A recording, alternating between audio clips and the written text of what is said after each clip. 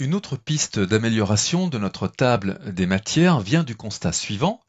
Les en-têtes et pieds de page créés précédemment pour notre document s'appliquent également à la table des matières. Or, les utilisateurs, dans leur grande majorité, vont estimer qu'une table des matières ne mérite ni en-tête ni pied de page. Donc, question, comment faire pour supprimer les en-têtes et les pieds de page de la table des matières? Une possibilité serait de venir au niveau de la table des matières dans l'en-tête et de supprimer cette en-tête. Si je fais ça, je vais effectivement supprimer l'en-tête de ma table des matières. Malheureusement, je vais également supprimer cette en-tête de l'ensemble des pages impaires de mon document, ce qui est définitivement une très mauvaise idée. Non, dans un cas tel que celui-ci, où on a besoin de traiter plusieurs parties du document de manière différente en matière de mise en page, la seule solution, c'est d'utiliser la notion de section. La notion de section dans Word, d'ailleurs, sert presque uniquement à ça. En fait, la section va permettre de traiter donc différentes parties d'un même document Word de manière différente en termes de mise en page. Évidemment, la gestion des en-têtes et des pieds de page fait partie de ce qu'on appelle la mise en page. Alors, pour créer deux sections, je vais me positionner à la fin de la table des matières, là où j'avais déjà un saut de page, je vais supprimer ce saut de page et à la place, je vais insérer un saut de section en venant donc dans l'onglet Mise en page, commande saut de page et dans la partie saut de section, page suivante. C'est ainsi qu'on crée des sections dans un document Word, c'est en positionnant un saut de section. En amont du saut de section, si je place mon curseur, on va pouvoir vérifier dans la barre d'état qu'il s'agit bien de la section 1, et en aval du saut de section, on va pouvoir vérifier donc sur la page suivante qu'on est bien en section 2. Si jamais vous ne voyez pas la notion de section dans votre barre d'état, faites simplement un clic droit, voilà, et vous pourrez très facilement choisir les informations que vous souhaitez afficher et celles que vous souhaitez masquer. C'est donc la manière dont on personnalise la barre d'état. Voilà, donc maintenant qu'on a inséré ce saut de section, on se retrouve avec deux parties dans notre document, donc deux sections.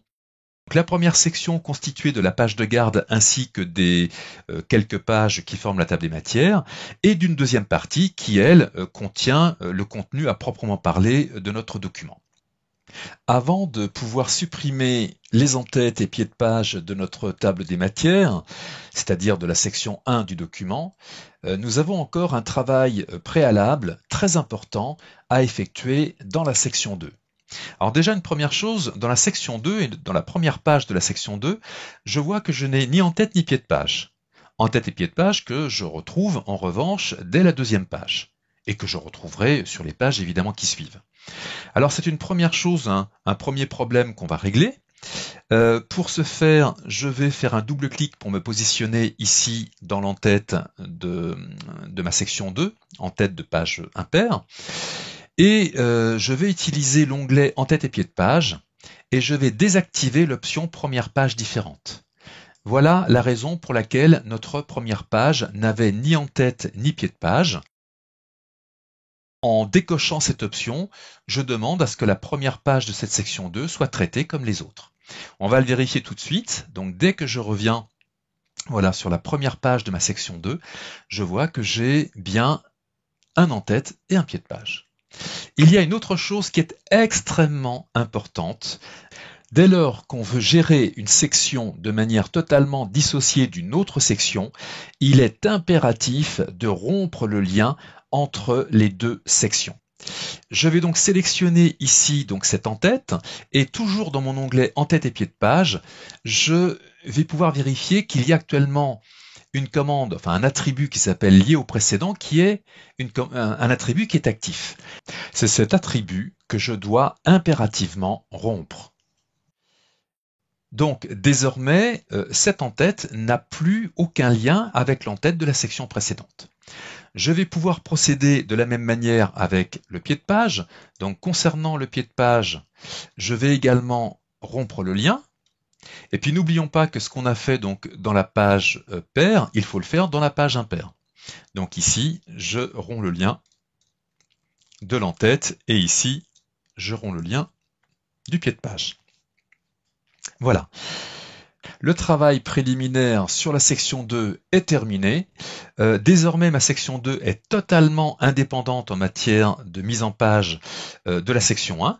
Donc, je vais pouvoir maintenant me rendre dans la section 1 où je vais pouvoir tranquillement supprimer l'entête et le pied de page ici qui se trouvait donc dans la page paire. Et puis évidemment, je fais la même chose avec la page impaire. Je supprime le pied de page et je supprime l'entête. Voilà. Je n'ai plus besoin d'afficher tous les caractères. Je reviens au début de mon document et on va pouvoir constater maintenant que notre page de garde ainsi que les 3 pages de la table des matières n'ont plus donc ni en-tête ni pied de page. Et par contre, dès que j'arrive dans ma section 2, je vais retrouver mes en-têtes et mes pieds de page.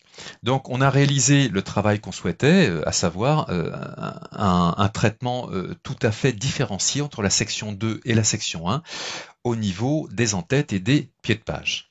Alors pour autant, est-ce que tout va bien? Non, on le voit d'ailleurs ici avec un 0 qui est affiché ici. Non, de toute évidence, nous ne sommes pas sur la page 0 du document. Alors pour régler ce problème, et là encore, on va voir que c'est quelque part un lien avec la section précédente qui est restée et qui concerne donc les champs de la page active et éventuellement du nombre de pages du document. Alors pour régler ce problème, dans mon onglet en-tête et pied de page, je viens sur la commande numéro de page et un peu plus bas, je clique sur format des numéros de page. Voilà. Et là, en fait, je comprends d'où vient le 0. Il se trouve que dans ma section numéro 2, la numérotation des pages se fait à partir de 0. Eh bien non, moi je vais lui dire, je veux que la numérotation des pages se fasse à la suite de la section précédente, tout simplement. On va faire OK. Alors, voilà qui va déjà beaucoup mieux, puisqu'on est passé à la page 4. Oui, mais si on compte bien, normalement c'est la 5e page du document. Une page de garde, 3 pages de table des matières. D'ailleurs, on peut vérifier dans la barre d'état, on est bien sur la page 5, sur un total de 44 pages. Bon. Alors, d'où vient le problème? Eh bien, c'est le même problème que précédemment, sauf que ce problème vient de la première section. Donc si je viens quelque part dans l'entête ou le pied de page, ça n'est pas très important, de la section 1, et si je retourne sur la commande numéro de page, format du numéro de page, on voit que là encore, il y a une numérotation des pages. Alors même si on n'a pas demandé à afficher la numérotation des pages, elle existe quand même. Et cette numérotation des pages, elle commence à partir de 1. Eh bien non, je vais demander à ce que la numérotation des pages commence à la suite de la section précédente, c'est-à-dire à la suite de la page de garde. On va faire OK. Et cette fois-ci, vous allez pouvoir constater que tout est rentré dans l'ordre, puisque dès qu'on va atteindre notre section 2, voilà, cette fois-ci, donc tout est rentré dans l'ordre. On a bien une page 5 sur un total de 44 pages. Voilà, et cette fois-ci, si je positionne mon curseur dans le texte, on va pouvoir vérifier dans la barre d'état qu'on est bien sur la page 5 sur un total de 44 pages. Une dernière chose encore, mais elle est d'importance. Et si, par la suite, mon texte est modifié? Je rajoute plusieurs pages de texte, peut-être même que je rajoute de nouveaux titres. Bon, que va-t-il advenir de la table des matières? La table des matières ne va pas s'actualiser toute seule. Il faut l'actualiser manuellement. Alors c'est très simple. Donc si jamais mon document a évolué, je clique dans la table des matières et je viens ensuite cliquer sur la commande mettre à jour la table où j'ai 2 options qui me sont proposées. Mettre à jour les numéros de page uniquement. Entendre par là qu'il n'y aura pas de mise à jour de la structure hiérarchique du document. Alors c'est dommage si on a rajouté des titres éventuellement ou supprimé des titres.